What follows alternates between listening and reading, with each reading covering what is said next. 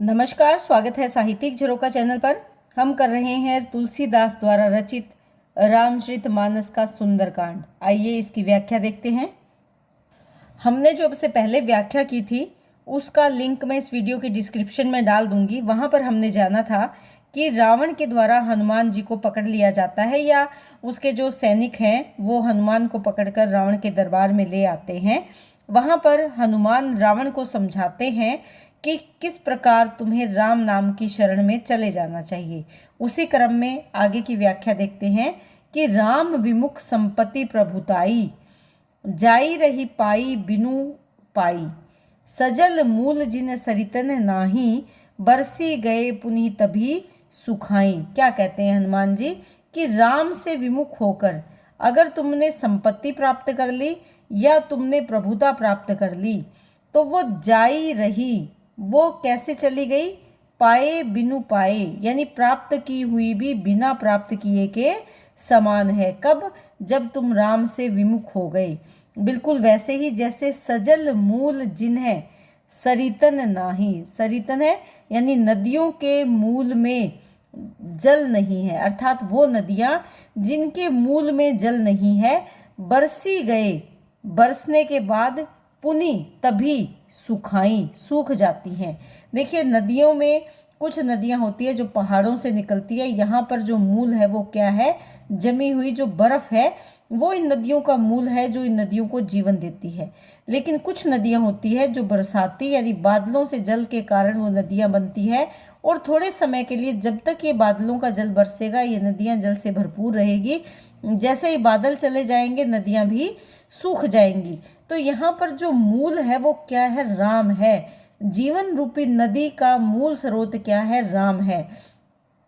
अगर तुम राम के नाम का त्याग कर दोगे तो तुम्हारा जीवन इस सूखी नदी के समान हो जाएगा जो कुछ पल के लिए बरसात के कारण बहने लगेगी, लेकिन मूल स्रोत ना होने के कारण ये फिर से सूख जाएंगी, दोबारा से सूख जाएंगी। तो यहाँ पर क्या कहना चाहते हैं कि तुम राम के शरण में चले जाओ।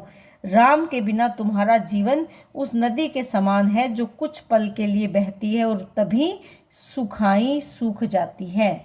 आगे क्या कहते हैं? सुनु दशकंठ कहूँ पन रोपी, हे रावण, दशकंठ यानी रावण, हे रावण सुनो, मैं प्रतिज्ञा करके, पन रोपी यानी प्रतिज्ञा करके तुम्हें कह रहा हूं, विमुख राम त्राता नहीं कोपी। अगर राम तुमसे विमुख हो गए तो यहाँ पर कोई भी तुम्हें कोप से बचा नहीं पाएगा। शंकर सहस विष्णु अज तोही, कि चाहे वो शंकर है, महेश हैं या विष्णु हैं, कोई ब्रह्मा है या विष्णु है, कोई भी तुम्हें तुम्हारे पाप से, तो ही तुम्हें तुम्हारे पाप से नहीं बचा सकेगा। सकही न राखी राम कर द्रोही, अगर तुम राम के द्रोही हो गए तो तुम्हें कोई भी बचा कर रखने वाला इस संसार में नहीं है। तो यहाँ पर कहने का भाव क्या है कि अगर तुम राम की शरण में नहीं जाते हो तो अन्य ईश्वर भी तुम्हारी, चाहे वो महेश या शंकर हैं, चाहे वो ब्रह्मा है, चाहे वो विष्णु है, कोई भी तुम्हारी रक्षा नहीं कर पाएगा। मोह मूल बहुसूल प्रद, त्यागहूँ तम अभिमान, बजहूँ राम रघुनायक कृपा सिंधु भगवान। तो यहाँ पर क्या कह रहे हैं कि हे रावण, मोह का मूल कारण और अत्यंत दुख देने वाली जो अभिमान बुद्धि है, तम यानी अहंकार।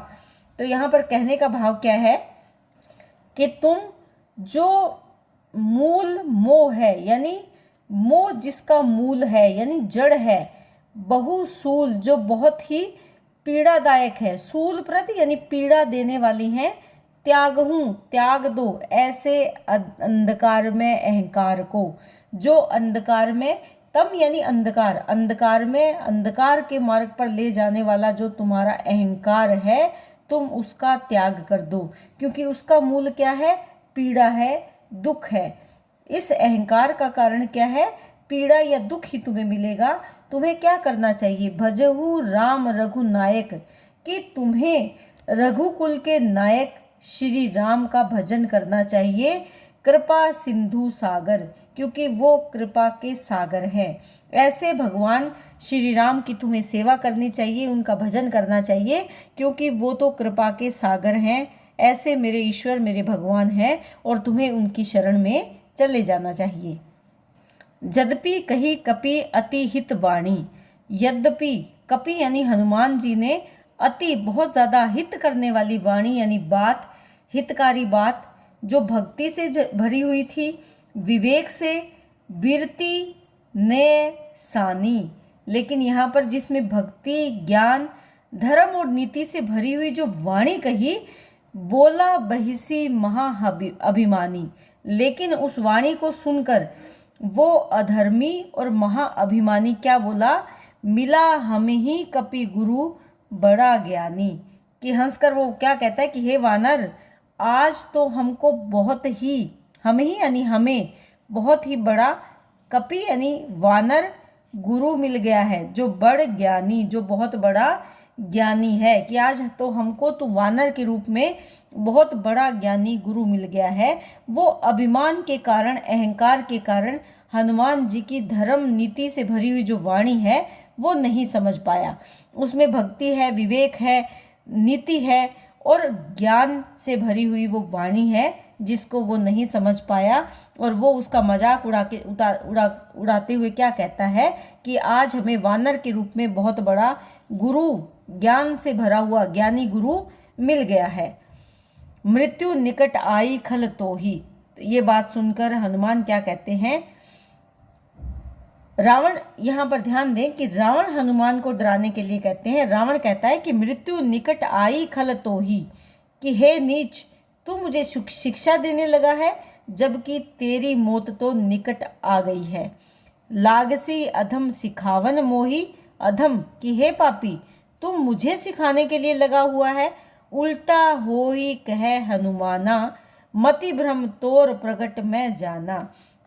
और रावण के ये वचन सुनकर अब उल्टा होकर हनुमान जी उसे क्या कहते हैं कि उल्टा होकर कह हनुमाना, मति भ्रम, बुद्धि भ्रष्ट हो गई है, तोरी प्रकट में जाना, और ये बात स्पष्ट हो गई है और मैं ये बात जान गया हूँ कि रावण की बात सुनकर हनुमान ने क्या कहा कि इससे तुम उल्टा ही अर्थ ले रहे हो, अर्थात तेरी जो मृत्यु है वो निकट आई है, मेरी मृत्यु नहीं बल्कि तेरी मृत्यु निकट आई है।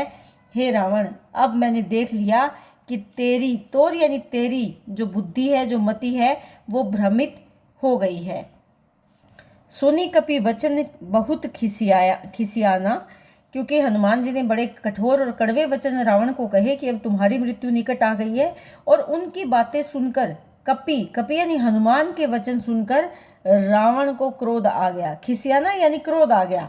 बेगी न हरो मूड कर प्राणा, और क्या आदेश देता है, बेगी जल्दी से हर लो, मूड कर प्राणा, कि इसके प्राण तुम अपने राक्षसों को कहता है कि इस मूर्ख के प्राण जल्दी से ले लो, अर्थात इसे तुरंत मार डालो।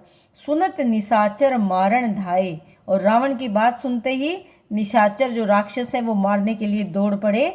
सचिवन सहित विभीषणु आए, लेकिन तभी अपने सचिवों सहित, अपने साथियों या मंत्रियों के साथ वहां पर कौन आ जाते हैं, विभीषण वहां पर पहुंच जाते हैं। और क्या कहते हैं, नाई शीस करी विनय बहुता, नाई यानी झुकाकर, शीश करी विनय निवेदन बहुत, नीति विरोध न मारिए दूता। विभीषण अपना सिर झुकाकर रावण से निवेदन करता है कि नीति के विरोध में है, इसीलिए तुम दूत को मत मारो। दूता यानी दूत, कि ये नीति के विरुद्ध है, किसी भी दूत को दरबार में मारा नहीं जा सकता।